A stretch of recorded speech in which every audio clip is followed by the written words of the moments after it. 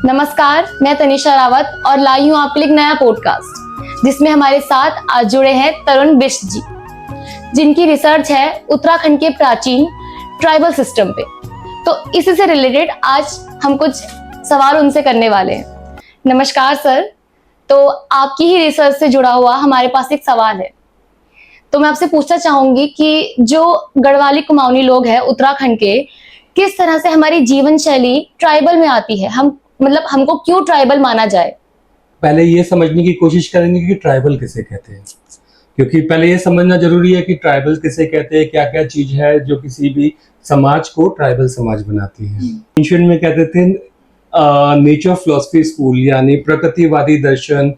भारतीय दर्शन शास्त्र में से प्रकृतिवादी दर्शन या शैविक दर्शन या एक ईश्वर आदि दर्शन या निर्गुण दर्शन के नाम से भी बोला गया है। अलग अलग टाइम में, अलग अलग स्पेस में इसे अलग अलग नामों से बोला गया। अब इस सिस्टम की खासियत ये होती है कि ये समानता के साथ आता है, इसलिए इसे समानतावादी दर्शन भी कहते हैं। तो जब भी समानता के आधार पे सामाजिक व्यवस्थाओं की रचना होती है, यानी सोशल सिस्टम्स बनते हैं इक्वालिटी के आधार पे, तो वो हमेशा जनसभाओं के साथ आते हैं।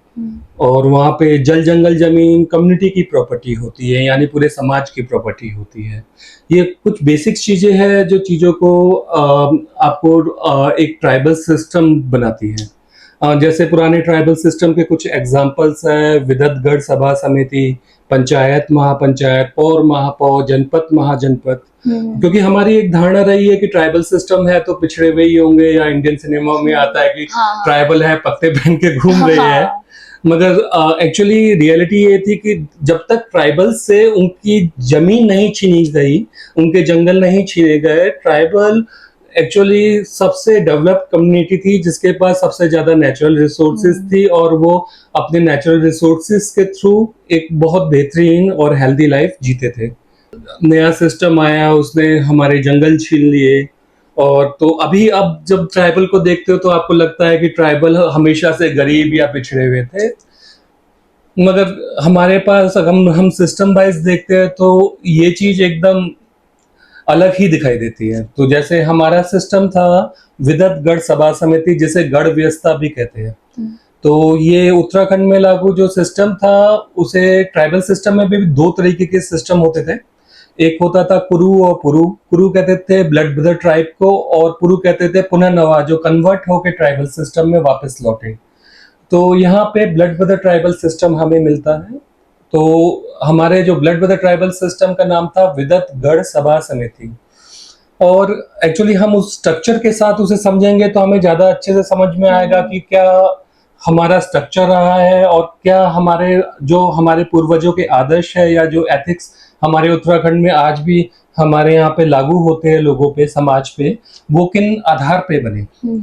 जैसे ब्लड ब्रदर ट्राइब में होता है कि एक परिवार बड़ा और एक कबीले में बदल गया या गांव में बदल गया। तो इसमें होता है कि पूरा गांव ही एक परिवार होता है, जो हमारे उत्तराखंड के स्ट्रक्चर में मिलता है कि पूरा गांव ही ब्लड रिलेशन के आधार पे एकजुट होता है। तो ये ब्लड ब्रदर ट्राइब की पहली पहचान है जो आपको उत्तराखंड के सोशल आर्किटेक्चर में मिलती है। तो इसमें यह होता है कि ग्राम की जो ग्राम सभा होती है, एक उम्र के बाद हर कोई ग्राम सभा का हिस्सा बनता था, और उसमें हर मेल फीमेल एक उम्र के बाद ग्राम सभा का हिस्सा बनता था, और वही मिलके गांव के सारे डिसीजंस लेता था। लीगल सिस्टम ग्राम सभा चलाती थी। वहां पे लीगल सिस्टम में चीजों को, कोई लिखित नागरिक कानून नहीं थे, जो एक ट्राइबल सिस्टम की पहचान है कि कोई लिखित नागरिक कानून नहीं होते। तो ट्राइबल सिस्टम में जनसभा में हमेशा स्थिति और मंशा के अनुसार न्याय होता था। स्थिति कहते हैं स्पेस प्लस टाइम को, कि किस स्पेस में, किस टाइम में, किस इंटेंशन के साथ उसने वो एक्ट किया, उसके आधार पर न्याय व्यवस्था लागू थी। क्योंकि बिना स्पेस और टाइम के कोई ह्यूमन विचार उत्पन्न नहीं होते, इसलिए आइडियल न्याय को ट्राइबल सिस्टम में हमेशा लिखित नागरिक कानूनों के साथ, क्योंकि लिखित नागरिक कानून बिना स्थिति के लागू होते हैं, इसलिए वो कट्टर होते हैं। मगर जो ट्राइबल सिस्टम था वो इसलिए ही फ्लेक्सिबल था, कोई उसमें ऐसे कोई रिजिड कानून नहीं थे।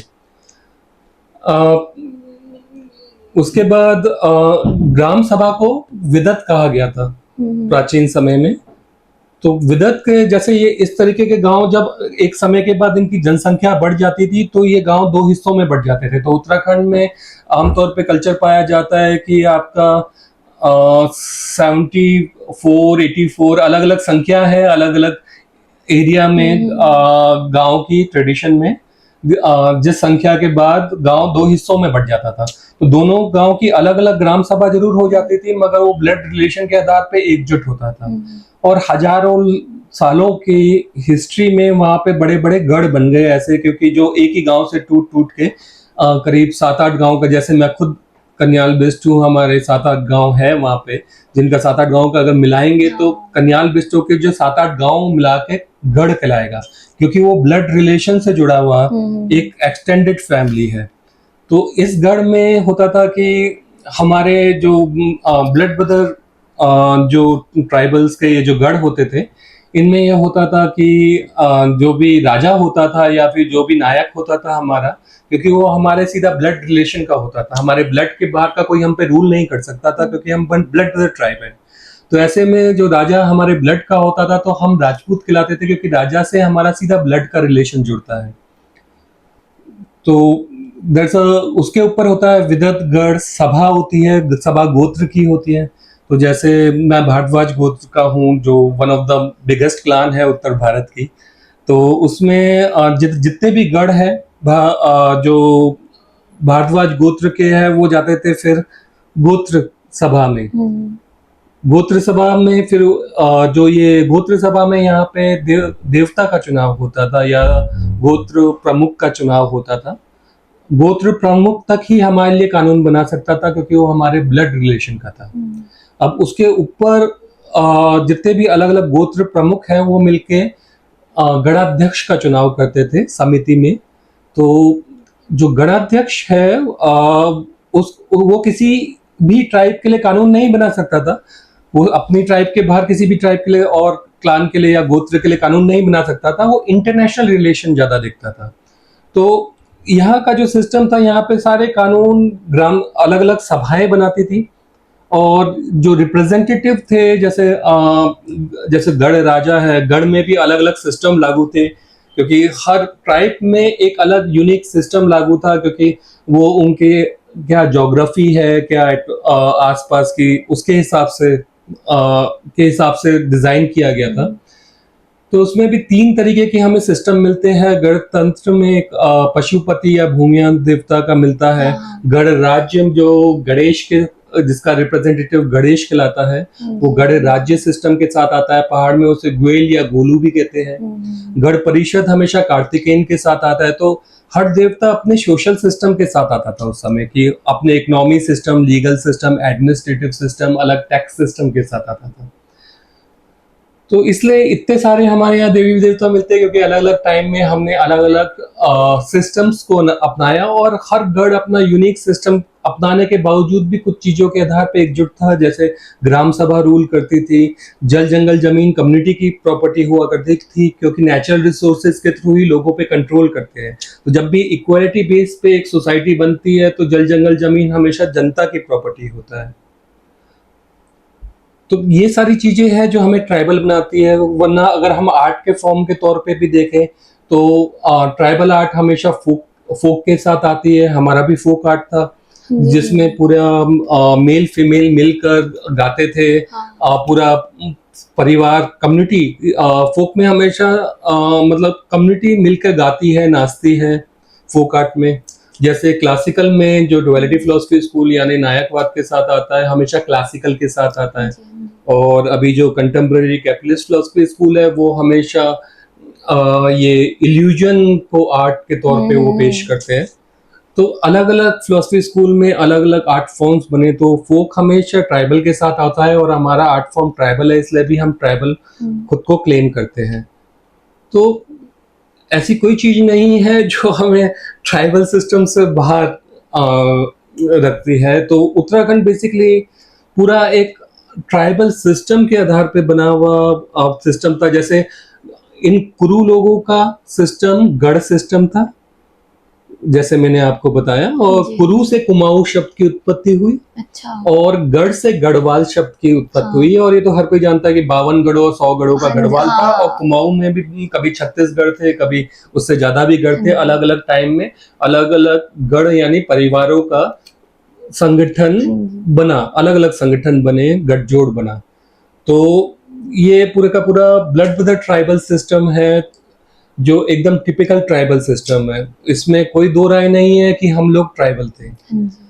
प्रॉब्लम यहाँ पे आती है जब हमारा ट्राइबल सिस्टम हटा और फिर अभी आधुनिक समाज में हमें जंगल छिन जाने की वजह से पलायन करना पड़ा, क्योंकि हम पूरी तरीके से निर्भर थे प्रगति पे, जंगल पे। हमारा 60 से 70% तक खाना जंगलों से आता था। उस समय जंगल भी मिक्स फॉरेस्ट थे। अभी सरकार ने चीड़ के जंगल लगा दिए हैं, मगर उस समय तो मिक्स फॉरेस्ट थे, जिसमें वहां पे हम शिकार भी करते थे, तो बड़ा बैलेंस करके कि नेचर से कितना लेना है कितना नहीं लेना, इसका पूरा ख्याल रखते थे। क्योंकि हमें उस नेचर के साथ जीना था, और वो नेचर हमारा एक्चुअली, जंगल भी हमारा रिजर्व फूड था, कि वो जो जंगली जानवर है वो हमारा रिजर्व फूड थे। हाँ। क्योंकि हम जब जरूरत होती थी उतना हम उससे ले लेते थे।